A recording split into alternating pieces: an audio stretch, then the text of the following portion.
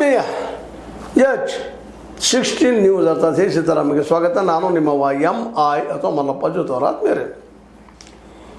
ನಮ್ಮ ಶಾ ಅವರು ಗೃಹಮಂತ್ರಿ ದೊಡ್ಡ ಘೋಷಣೆಯನ್ನು ಮಾಡಿದ್ದಾರೆ.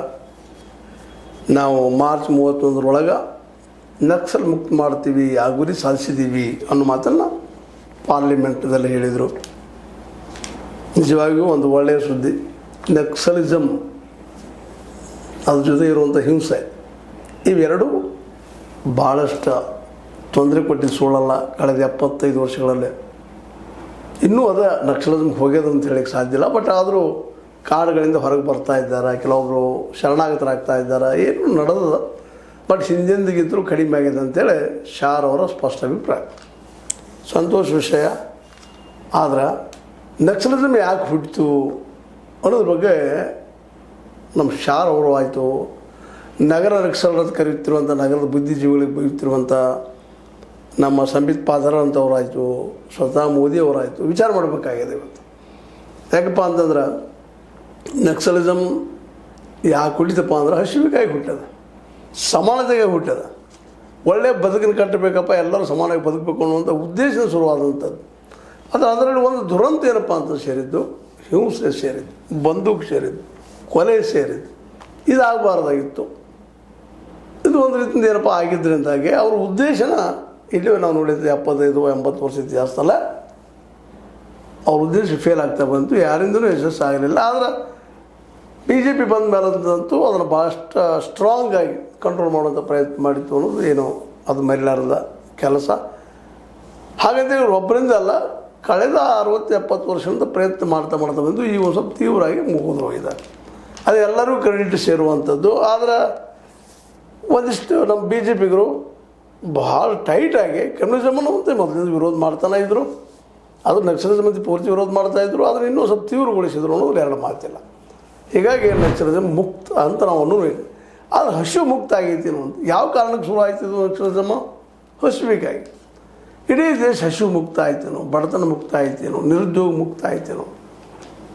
ಅಂದ್ರೆ ಇದು ಒಳಗೆ ಇನ್ನೂ ಜೀವಂತದರೆ. ಅದು ಹಸಿವು ಇರೋದ್ರ ಜೊತೆಗೆ ಅಲ್ಲಿ ಪ್ರತಿಭಟನೆ ಬೆಳೀತಾನೆ ಇರ್ತದೆ. ನಾವೀಗ ತಾತ್ಕಾಲಿಕವಾಗಿ ಅದ್ರ ಮೇಲೆ ಒಂದಿಷ್ಟು ಏನಪ್ಪ ಅಂದ್ರೆ ನಮ್ಮ ಒಂದು ಶಕ್ತಿಯಿಂದ ಬಾಯಿ ಬಂದ್ ಮಾಡಿರ್ಬೋದು, ಅಥವಾ ಇವುಗಳನ್ನ ಅನೇಕ ನಕ್ಸಲರ ಮನೆಗೂ ಕಳಿಸಿರ್ಬೋದು, ಇಲ್ಲಂತಲ್ಲ. ಹೌದು, ಅವರಿಂದ ಸಾಕಷ್ಟು ಹಾನಿ ಆಗ್ಯದ, ಅದರಲ್ಲಿ ಎರಡು ಮಾತೇ ಇಲ್ಲ. ಸಾಕಷ್ಟು ಸೈನಿಕರು ತೀರ್ಕೊಂಡಿದ್ದಾರೆ, ಪೊಲೀಸರು ತೀರ್ಕೊಂಡಿದ್ದಾರೆ. ನಕ್ಸಲರನ್ನು ಸಾಮಾನ್ಯ ಮಾಡಿಲ್ಲ ತಮ್ಮ ಹಿಂಸೆ ಕಾರಣದಿಂದ. ಅದಕ್ಕಾಗಿ ಅವ್ರು ಕ್ಷಮಾರ್ಹರಲ್ಲ. ಆದ್ರೆ ಅವ್ರು ಮಾಡಿದ್ದು ಎದಕ್ಕೆ ಅನ್ನೋದು ಭಾಳ ಮುಖ್ಯದ ಇಲ್ಲ. ಏನು ಬಿಡಪ್ಪ ದುಡ್ಡು ಕೋರದಾರ, ದುಡ್ಡು ಎತ್ಕೊಂಡು ಹೋದರು ಮಾಡಿದ್ರು ಅಂತಲ್ಲ. ತಮ್ಮ ಬದುಕಿಗಾಗಿ ನಮ್ಗೆ 2 ಹೊತ್ತಿನ ಅನ್ನ, ಉದ್ಯೋಗ ಸಿಕ್ಕರೆ ಮುಗಿತಪ್ಪ. ಅವ್ರೇನು ಭಾಳನೂ ಬಯಸಿರಲಿಲ್ಲ ನಕ್ಸಲರು. ನಮ್ಗೆ ಉದ್ಯೋಗ ಒಂದು ಬದುಕೋದಕ್ಕಂತೇಳಿ. ಆ ಉದ್ಯೋಗದಲ್ಲಿ ಒಂದು ಸ್ವಲ್ಪ ಆದ ಸರ್ಕಾರಿ ನೌಕರಿ ಎಲ್ಲರೂ ಬಯಸ್ತಾ ಇರ್ತಾರೆ, ಸಹಜ. ಆ ದಿಸೆಯಲ್ಲಿ ಇರ್ಬೋದಿಲ್ಲ ಅಂತಲ್ಲ. ಆದರೆ ಈ ನಕ್ಸಲಿಸಮ್ ಹುಟ್ಟೋದಾಗ ನೋಡ್ಬೇಕಾಗಿತ್ತು ಎರಡು ಥರದ್ದು ಇವತ್ತಿನ ಕೆಲಸದ. ಇವತ್ತಂತೂ BJPಗೆ ಭಾಳ ಅವಶ್ಯ. ಅದು ನೀವೇನೋ ಕಾಡಿನಿಂದ ಹೊರಗೆ ತೆಗೆದು ಹೊಡೆದ ಏನೋ ಮಾಡಿ ಉಳಿಸಿದ್ರಿ, ಕಳಿಸಿದ್ರಿ ಅವರನ್ನು. ಆದರೆ ಅವರಲ್ಲಿ ಇರುತ್ತಿರುವಂಥ ಅನೇಕ ವಿಚಾರಗಳು ಇವತ್ತು ನೀವೇನು ಕರಿತೀರಿ ನಗರ ನಕ್ಸಲರು ಅಂತೇಳಿ ಅವರಲ್ಲಿ ಹುಟ್ಟುತ್ತಾ ಇದ್ದಾವೆ. ಏನು ಮಾಡೋಕ್ಕೆ ಬೈತಾರಲ್ಲ ಅಂತೇಳಿ, ಈ ವ್ಯವಸ್ಥೆಯಲ್ಲಿ ಏನು ಮಾಡಬೇಕಾಗಿದೆ ಅಂತೇಳಿ. ನಕ್ಸಲಿಸಮ್ ನಮ್ಮಿಂದ ಹೋಗ್ಬೇಕಾಗಿದ್ರೆ ಪೂರ್ವ ಮಾಡಿದ್ರೆ ಈ ದೇಶದಲ್ಲಿ ಎಲ್ಲರಿಗೂ ಉದ್ಯೋಗ ಸಿಗುವಂಥ ಒಂದು ವ್ಯವಸ್ಥೆ ತರಬೇಕಾಗಿದೆ. ಇದು ಭಾಳ ಮಹತ್ವದ್ದು. ಸುಮ್ಮನೆ ಅದು ಚರ್ಚೆ ಮಾಡೋದ್ರಲ್ಲಿ ಏನೂ ಅರ್ತಿಲ್ಲ. ನೀವು ಕಾಂಗ್ರೆಸ್ಗೆ ಹೆಲ್ಪ್ ಮಾಡಿರಿ, BJPಗೆ ಹೆಲ್ಪ್ ಮಾಡಿರಿ, ಕಡಿಮೆ ಮಾಡಿರಿ, ಅದು ಬೇಕಾಗಿಲ್ಲ. ಈಗ ಆಗಿ ಹೋಗೋದು ಇತಿಹಾಸ. ಹೌದು, ಯಾರ್ಯಾರು ಏನು ಅಂತಂದು ಎಲ್ಲರಿಗೂ ಗೊತ್ತದ. ಒಂದಿಷ್ಟು ಏನೋ ನಕ್ಸಲ ಪರವಾನಗಿ ಇದ್ದಿರ್ಬೋದು, ಇಂದಿರಾ ಗಾಂಧಿ ಇರ್ಬೋದು, ಇವತ್ತು ರಾಹುಲ್ ಗಾಂಧಿ ಅವರು ಇರ್ಬೋದು, ಇಲ್ಲಂತ ಹೇಳೋದ್ರಲ್ಲಿ ಅನೇಕರು ಇದ್ದಾರೆ. ಆದರೆ ಅದನ್ನು ಟೀಕೆ ಮಾಡೋದು ಕುಡಿದ್ರೆ ಏನು ಅರ್ತಿಲ್ಲ. ಈಗ ಆಗಬೇಕಾಗಿದ್ದೇನಪ್ಪ, ಇನ್ನಿದು ಹುಟ್ಟಬಾರ್ದು. ಏನು ಮಾಡಬೇಕು? ಈಗ ಒಂದು ಮಂದಿಗೆ ಒಂದು ಹೆಂಗೋ ಬಂದದನೋ, ನೀವು ಬಂದೂಕು ಪೇ ಮಾಡಿದ್ರು, ಏನೋ ಮಾಡಿದ್ರಿ, ಅನೇಕ ಜೀವ ಕಳ್ಕೊಂಡ್ರಿ, ಜೀವ ಕಳೆದ್ರಿ, ಎಲ್ಲ ಕೂಡ ಆಗ್ಯದ. ಈಗ ಇದು ಇನ್ನು ಮತ್ತೆ ರಿಪೀಟ್ ಬರಬಾರ್ದು, ಇತಿಹಾಸ ಮತ್ತೆ ಹೊಳ್ಳೆ ಬರಬಾರ್ದು. ಅದಕ್ಕೇನು ಮಾಡಬೇಕು? ಅದಕ್ಕಿರೋ ಒಂದೇ ಪರಿಹಾರ. ಇವತ್ತು ಪರಿಹಾರ ಹುಡುಕ್ಬೇಕಾಗಿದೆ. ನಾವು ಚರ್ಚೆ ಮಾಡೋದು ಕುಡಿದ್ರೆ ಏನೂ ಅರ್ತಿಲ್ಲ. ಹೌದು, ಒಂದು ಹಂತದಲ್ಲಿ ನೀವು ಮುಕ್ತ ಮಾಡಿದಿರಿ, ಆದರೆ ಅದು ಪೂರ್ತಿ ಮುಕ್ತ ಆಗಿದೆ ಅಂತ ಇನ್ನೂ ಗ್ಯಾರಂಟಿ ಇಲ್ಲ. ಯಾಕೆ ಗ್ಯಾರಂಟಿ ಇಲ್ಲ ಅಂದ್ರೆ ಈ ದೇಶದ ಪ್ರತಿಯೊಬ್ಬ ಯುವಕನಿಗೆ, ಯುವತಿಗೆ ಉದ್ಯೋಗಗಳು ಸಿಗಬೇಕಾಗಿದೆ. ಉದ್ಯೋಗ ಸಿಗ್ತಂದ್ರೆ ಬದುಕೋದಕ್ಕೆ ಶುರು ಆಗ್ತದೆ. ಬದುಕು ಶುರು ಆದಪ್ಪ ಅಂತಂದರೆ ಸಹಜವಾಗಿ ಕೂಡಿ ಬದುಕೊಂಡು ಹೋಗಿಬಿಡ್ತಾರೆ. ಇವತ್ತು ನಮಗೇನಾದಪ್ಪ ಅಂದ್ರೆ ಉದ್ಯೋಗ ಇಲ್ಲ. ನಮ್ಮ ಮೋದಿಯವರು ಬಂದಾಗ 2 ಕೋಟಿ ರೂಪಾಯಿ ಪ್ರತಿ 2 ಕೋಟಿ ಉದ್ಯೋಗ ಸೃಷ್ಟಿ ಮಾಡ್ತಾನೆ ಅಂತ ಹೇಳಿದರು. ಆದರೆ ಇವತ್ತು ಮಾಡಿದರೆ ನಕ್ಸಲನ್ನು ತಾನೇ ಹೋಗಿಬಿಡ್ತಿತ್ತು. ಅದೇ ಕಾಲಕ್ಕೆ ರಿಸರ್ವೇಷನ್ ತಾನೇ ಹೋಗಿಬಿಡ್ತಿತ್ತು. ನಾವು ಹೊರಗೆ ಹಾಕೋ ಅವಶ್ಯಕತೆ ಇಲ್ಲ. ರಿಸರ್ವೇಷನ್ ಬೇಡ ಅದು ಇದು ಅನ್ನೋದ್ರಾಗೇನಿಲ್ಲ, ಬೇಕು ಬೇಡ ಪ್ರಶ್ನೆನೇ ಇಲ್ಲ. ಎದಕ್ಕೆ ಬೇಕು ರಿಸರ್ವೇಷನ್ನು? ಉದ್ಯೋಗಕ್ಕೆ, ಶಿಕ್ಷಣಕ್ಕೆ, ಆರೋಗ್ಯಕ್ಕೆ. ಹೌದಾ? ಇವು 3 ಸಿಕ್ಕು ಅಂದ್ರೆ ಯಾಕೆ ಈ ಒಂದು ಮೀಸಲಾತಿ ಬೇಕು? ಯಾಕೆ ಈ ನಕ್ಸಲಿಸಮ್ ಬೆಳೀತದೆ? ಇದಕ್ಕೆ ಉತ್ತರ ನಾವು ಹುಡುಕ್ಬೇಕಾಗಿತ್ತು, ಇದಕ್ಕೆ ಕಂಡುಕೋಬೇಕಾಗಿತ್ತು. ಇವತ್ತಿನ ನೀವು ಗೆದ್ದ ಪಾರ್ಲಿಮೆಂಟ್ನಾಗ ಹೇಳಿದ್ರಿ, ಕಾಂಗ್ರೆಸ್ ಟೀಕಾ ಮಾಡಿದ್ರಿ, ಮಾಡಿರಿ, ಅವರು ತಪ್ಪಾಗಿದೆ ಇಲ್ಲಂತಲ್ಲ, ಇನ್ನೂ ಸ್ಟ್ರಿಕ್ಟಾಗಿ ಮಾಡಬೇಕಾಗಿತ್ತು, ನಾವು ಮಾಡಲಿಲ್ಲ. ಆದರೆ ಇವತ್ತು ಬೇಕಾಗಿದ್ದು ಮುಖ್ಯವಾಗಿ ಎಲ್ಲರಿಗೂ ಉದ್ಯೋಗ ಸೃಷ್ಟಿ ಮಾಡೋದು ಕ್ಷೇತ್ರ ಯಾವುದ? ಮತ್ತು ಈಗಂತೂ ಈ ನಮ್ಮ ವ್ಯವಸ್ಥೆಯಿಂದ, ಕಾರ್ಪೊರೇಟ್ ವ್ಯವಸ್ಥೆಯಿಂದ ಎಲ್ಲರಿಗೂ ಉದ್ಯೋಗ ಸಿಗಲಿಕ್ಕೆ ಸಾಧ್ಯ ಇಲ್ಲ. ಕೇವಲ ಕೆಲವು ಜನರಿಗೆ, ಭಾಳಷ್ಟು ಬುದ್ಧಿವಂತರಿಗೆ, ಭಾಳಷ್ಟು ಓದಿದವ್ರಿಗೆ, ಅನುಕೂಲಿದವ್ರಿಗೆ ಮಾತ್ರ. ಮತ್ತು ಎಲ್ಲರಿಗೂ ಓದುವ ಅವಕಾಶ ಇರಲಿಲ್ಲ.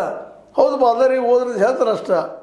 ಆದರೆ ಅವ್ರು ಶಾಲೆಗಳು ನೋಡಿದ್ರೆ, ಅಲ್ಲಿ ಪರಿಸ್ಥಿತಿಗಳು ನೋಡಿದ್ರೆ ಎಂಥ ಶಾಲೆಗಳಪ್ಪ ಅವು, ಸರಿಯಾದ ಟೀಚರ್ಗಳು ಇರುವುದಿಲ್ಲ, ಸರಿಯಾದ ವ್ಯವಸ್ಥೆ ಇರುವುದಿಲ್ಲ. ಎಷ್ಟೋ ಶಾಲೆಗಳಿಗೆ ಶೌಚಾಲಯ ವ್ಯವಸ್ಥೆ ಇಲ್ಲ, ಒಳ್ಳೆಯ ನೀರಿನ ವ್ಯವಸ್ಥೆ ಇಲ್ಲ. ಇವೆಲ್ಲ ಗಮನಿಸಿದಾಗ ಮುಖ್ಯವಾಗಿ ಬೇಕಾಗಿ ಶಿಕ್ಷಣ, ಆರೋಗ್ಯ, ಅದ್ರ ಜೊತೆಗೆ ಎಲ್ಲರಿಗೂ ಉದ್ಯೋಗ ಸಿಗುವಂಥ ಒಂದು ವ್ಯವಸ್ಥೆ ಮೋದಿಯವ್ರು ಮಾಡಿದ್ರೆ ನಿಶ್ಚಿತವಾಗಿಯೂ ಇದಕ್ಕೆ ಶಾಶ್ವತ ಪರಿಹಾರ ಆದಂಗೆ. ಅಲ್ಲಿವರೆಗೆ ನಾವು ಸಬಿತ್ ಪಾತ್ರ ಹೇಳಿ, ಮೋದಿ ಅವ್ರು ಹೇಳಿ, ಶಾರ್ ಅವ್ರು ಹೇಳಿ, ಅದು ರಾಹುಲ್ ಗಾಂಧಿ ಅವ್ರು ಹೇಳಿ, ಬರೀ ಹೇಳೋದಾಗಿದೆ ರೀ. ಪರಿಹಾರ ಏನು? ಹೌದು, ಆಯಿತು, ಬಂದೋಗಿತ್ತು, ಸೈನ್ ರೂಪಾಯಿ ಮಾಡಿರಿ, ಅವ್ರು ಕಂಟ್ರೋಲ್ ಮಾಡಿದ್ರಿ, ಭಾಳ ಸಂತೋಷ. ಆದರೆ ಈಗ ಬೇಕಾಗಿದ್ದದಕ್ಕೆ ಪರಿಹಾರ, ಸಮಸ್ಯೆಗಳು ಕೊಡೋದಲ್ಲ. ನಕ್ಸಲರು ಹೋದರು, ಸಂತೋಷ. ಆದರೆ ಅವರಿಗೆಲ್ಲ ಉದ್ಯೋಗ ಕೊಟ್ಟರೆ ಅವರು ತಮ್ಮ ಮರ್ಯಾದೆಯಿಂದ ತಮ್ಮ ಬದುಕನ್ನು ಮಾಡೋಂಗಾದ್ರೆ ಯಾಕೆ ನಕ್ಸಲ್ ಹಾಕಾರ್ರಿ?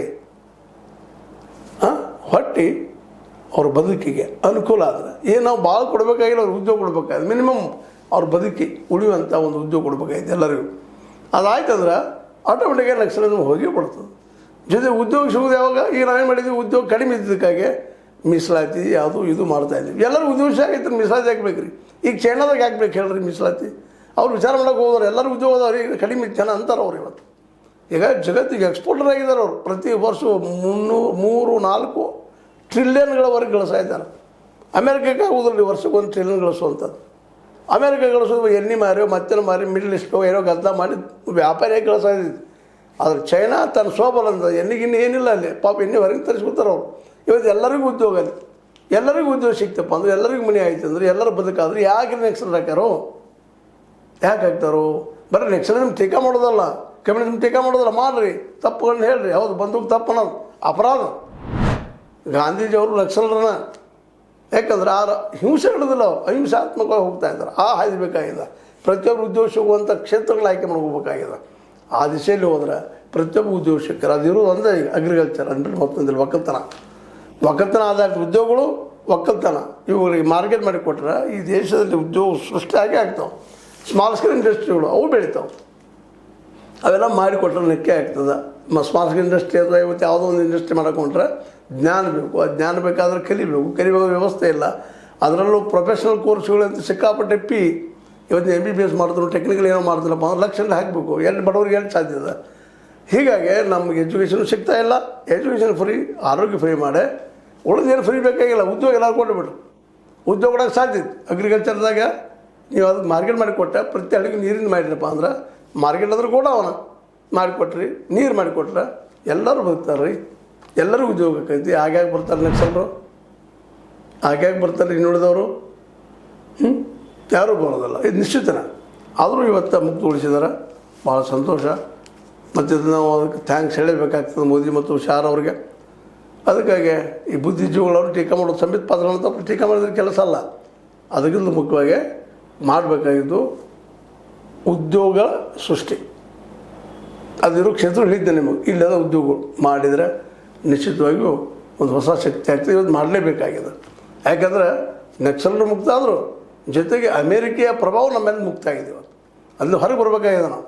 ಯಾಕಂದ್ರೆ ನಾವು ಇವತ್ತು ಅನಿವಾರ್ಯವಾಗಿ ಎಲ್ಲರೂ ಶಿಕ್ಷಣ ಕೊಡುವಂಥ, ಎಲ್ಲರಿಗೂ ಬದುಕುವಂಥ ವ್ಯವಸ್ಥೆ ಮಾಡಬೇಕಾಗಿದೆ. ಕೇವಲ ಕಾರ್ಪೊರೇಟ್ಗೆ ಕೊಟ್ಟು ದೇಶ ಕೊಡೋದಲ್ಲ, ಕಾರ್ಪೊರೇಟ್ಗಳು ಉದ್ಯೋಗಂತೆ ಎಲ್ಲರಿಗೂ ಕೊಡಲಿಕ್ಕೆ ಸಾಧ್ಯ ಇಲ್ಲ ಅನ್ನೋದು ಎಲ್ಲ ದೇಶಗಳ ಇತಿಹಾಸ. ಇವನ್ ಅಮೇರಿಕಾದಲ್ಲೂ ಸಹ ಸಾಧ್ಯ ಇಲ್ಲ. ಇದ್ರ ಬಗ್ಗೆ ನೀವು ಅಭ್ಯಾಸ ಮಾಡ್ಕೊಂಡು ನೋಡಿ ಬಂದು ಹೇಳಿ ನನಗೆ, ನಾನು ತಪ್ಪು ಹೇಳ್ತೀನಿ, ಸರಿ ಹೇಳ್ತೀನಿ ಅಂತೇಳಿ. ಸರಿ ಅಂತ ತಪ್ಪು ನೋಡ್ತಾ ಇರಿ, ಕಾಮೆಂಟ್ ಮಾಡ್ತಾಯಿರಿ, ಹೇಳೋದು ಬರ್ರಿ, ಲೈಕ್ ಮಾಡೋದು ಬರ್ರಿ, ಶೇರ್ ಮಾಡೋದು ಬರ್ರಿ, ಕಾಮೆಂಟ್ ಮಾಡೋದ್ರ ಜೊತೆಗೆ ಸಬ್ಸ್ಕ್ರೈಬ್ ಮಾಡಿರಿ. S16 ನ್ಯೂಸ್ ಅನ್ನೋದು ಸತ್ಯದ ಕೈಗಳಲ್ಲಿ ವಂದನೆಗಳು.